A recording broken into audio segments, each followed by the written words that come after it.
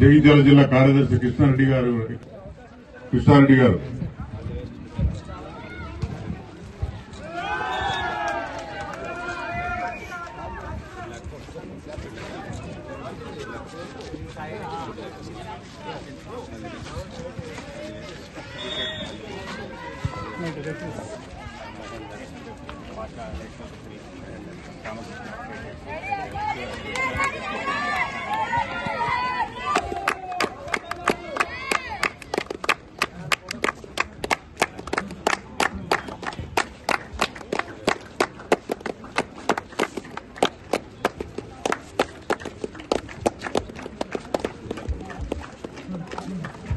Photo shoot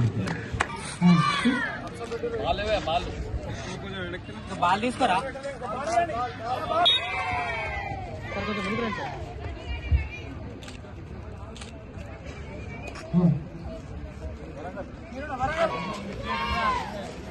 okay ready okay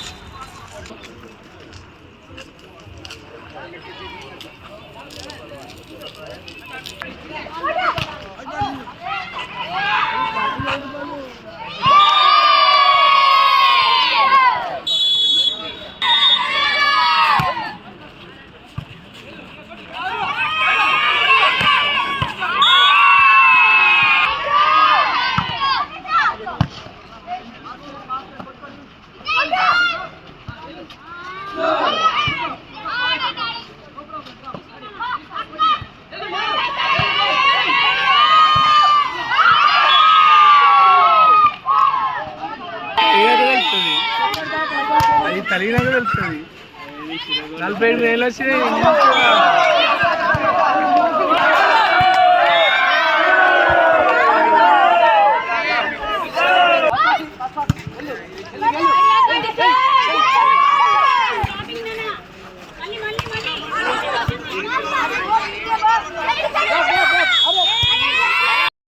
To note, evening session matches will start at 2:30 p.m. Next, Medak versus Karimnagar after this match.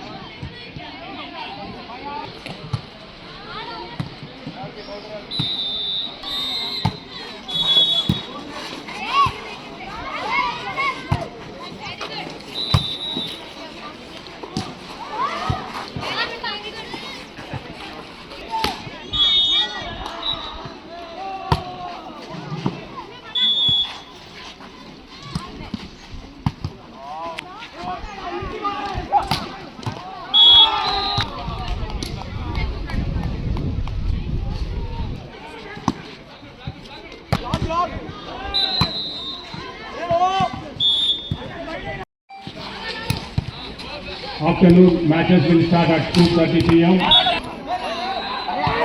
Kambam versus Warangal in court number 2. Evening first match 2:30 p.m. Hyderabad versus Hyderabad in court number 2. Kambam versus Warangal boys team.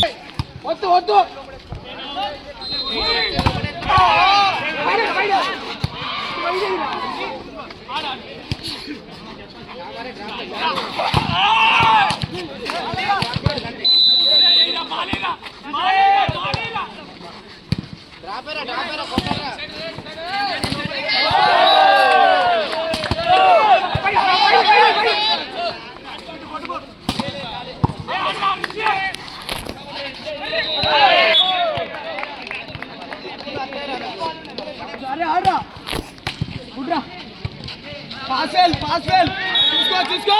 Defensive.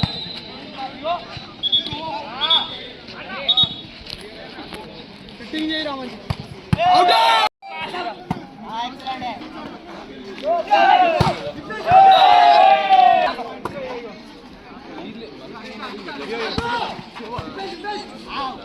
అమ్మా అటవట్ coach coach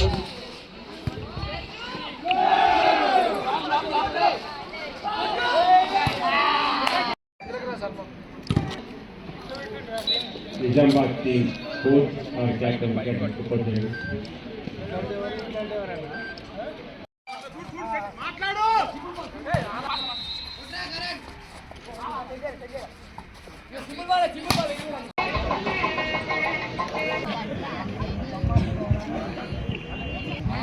బహుమతి ప్రధానోత్సవానికి ముందు రాష్ట్ర volleyball association తరఫున ఈ సత్కారం ఉంటుంది.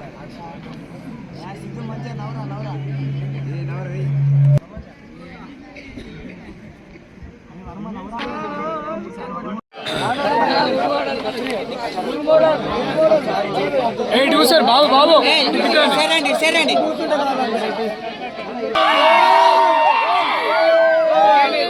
Okay చూడండి.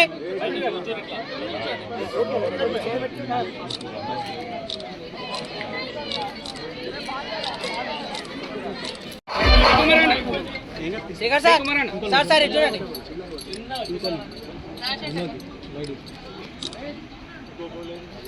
సార్ సార్ సార్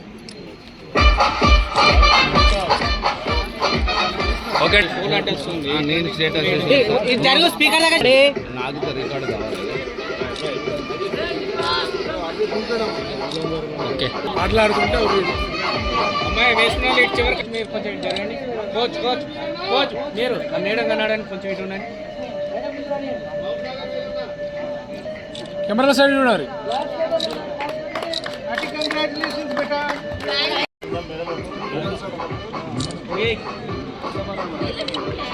రామదాస్ గారు ప్లేయర్ కనబడట్లే. ఇక్కడ అండి ఇక్కడ చూడండి. రైట్. వాలీబాల్ అసోసియేషన్ అధ్యక్ష కార్యదర్శులు కానివ్వండి, వాలీబాల్ను ప్రోత్సహించే ఔత్సాహిక మిత్రులకు, అలాగే కోచులకు, న్యాయ నిర్ణేతలకు, ఇందులో పాల్గొన్న బాల బాలికల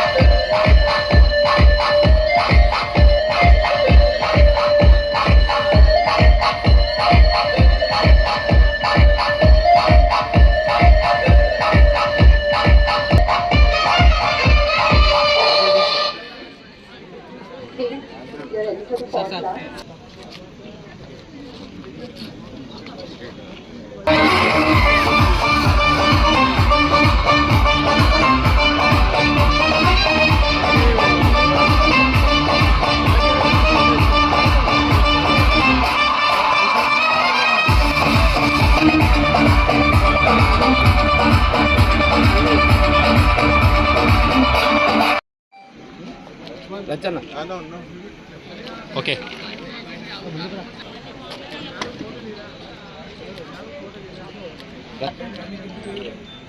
ఓకే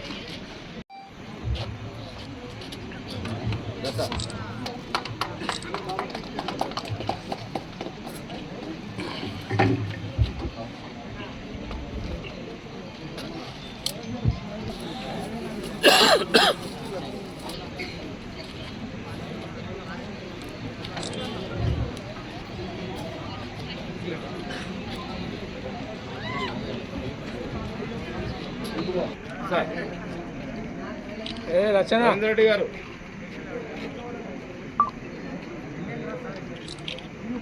ఓకే.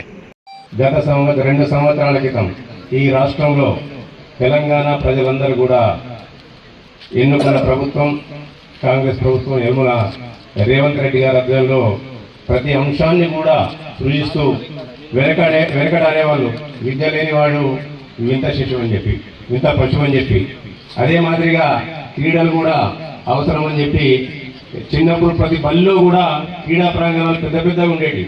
కానీ ఇప్పుడు ఈ యొక్క సమాజంలో క్రీడా ప్రాంగణాలు పెద్దగైనాయి, తరగతి గదులు ఇరుగ్గైనాయి, మన మనసులు కూడా ఇరుగ్గా మారిపోయి కేవలం కాంపిటేటివ్ ఎగ్జామ్సే ధ్యేయంగా ఈ పోటీ ప్రపంచంలో పోటీ పడుతూ శరీర దారుఢ్యాన్ని అదే మాదిరిగా ఈ ఆటలపైన కూడా అశ్రద్ధ చూపడం జరుగుతుంది.